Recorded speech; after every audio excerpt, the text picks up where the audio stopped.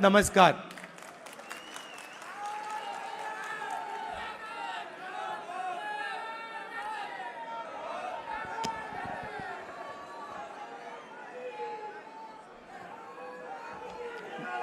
अब मैं 2004 से राजनीति कर रहा हूं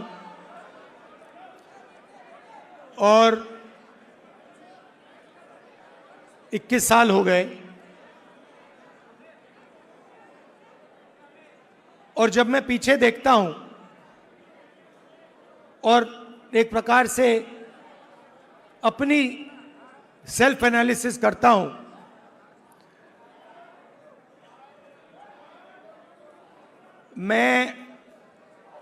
मैंने कहां सही काम किया और कहां कमी रही, तो 2-3 बड़ी इश्यूज दिखती हैं मुझे। जमीन अधिग्रहण बिल किया, मनरेगा किया, भोजन का अधिकार किया, ट्राइबल बिल, न्यामगिरी की लड़ाई लड़ी। अगर मैं अपने आप के बारे में सोचूं तो मैं कहता हूं ये काम मैंने सही किया। और जहां तक कमी रह सकती है, मगर जहां तक मैंने, चाहे वो आदिवासियों की बात हो, दलितों की बात हो, माइनॉरिटीज की बात हो, वहां पे मुझे लगता है कि मुझे अच्छे नंबर मिलने चाहिए। महिलाओं की इश्यूज पर मुझे सही नंबर मिलने चाहिए। मगर अगर मैं थोड़ा पीछे को और देखता हूं तो मुझे एक बात बिल्कुल क्लियर दिखती है कि एक चीज में मेरी कमी रही थी। भैया बोलने दो, ब्रदर, बोलने दो, आप बाद में बोलना। तो एक चीज में कांग्रेस पार्टी में और मेरे अंदर भी एक चीज मैंने मिस कर दी, एक गलती मैंने की। क्या थी? जो ओबीसी वर्ग है उसका जिस प्रकार से मुझे प्रोटेक्शन करना था, मैंने नहीं किया।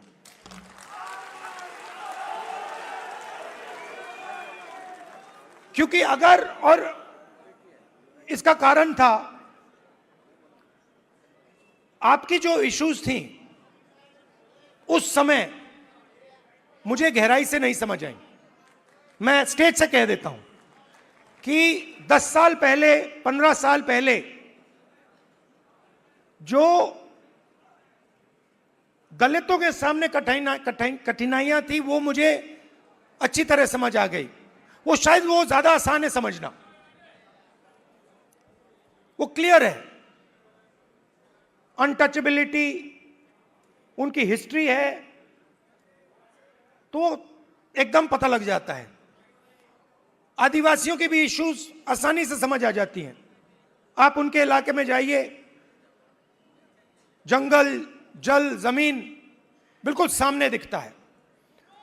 मगर ओबीसी की जो इश्यूज हैं, जो मुश्किलें हैं, वो छुपी रहती हैं, आसानी से नहीं दिखती हैं।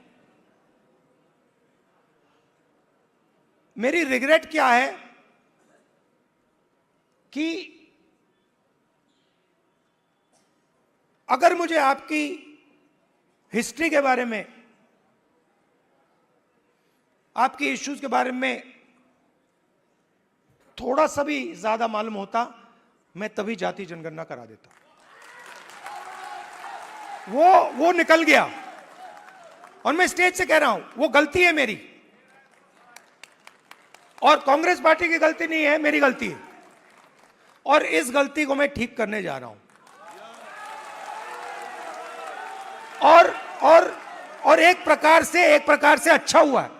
मैं सोच रहा था कि ठीक है भाई, गलती हो गई, तो अच्छा क्या है मैं आपको बताऊं कि अगर उस समय जाति जनगणना करवा दिया होता तो जैसा मैं अब जाति जनगणना कराऊंगा वैसा नहीं होता। क्योंकि जो हमने तेलंगाना में किया है,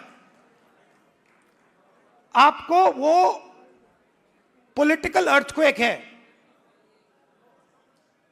वो हिंदुस्तान की राजनीतिक जमीन को उसने हिला दिया है। अभी आपको उसका जो आफ्टर शॉक है वो अभी आपको लगा नहीं है, मगर वो काम हो गया है। जैसे सुनामी आई थी ना, मगर जो सुनामी, जिस अर्थक्वेक ने सुनामी बनाई, वो तो आपने देखा भी नहीं, वो समुद्र के नीचे था, है ना। मैंने थोड़ा स्टडी किया, पता लगा कि जब सुनामी आई थी 1000 किलोमीटर लंबी, मतलब क्रैक जमीन में आया था, किसी ने नहीं देखा। उसके बाद में 2-3 घंटे बाद उसका असर दिखा। वही हुआ है तेलंगाना में। मैं आपको बता रहा हूं, 21वीं सदी डेटा की सदी है। मोदी जी कहते हैं data data data, DDD, 4D, 5D, 3D, ऐसे बोलते रहते हैं, सुना ना आपने। 50-60 साल पहले अगर आप पूछते पावर कहां से आती है, लोग आपको कहते पावर तेल से आती है, ब्लैक गोल्ड कहते थे उसको।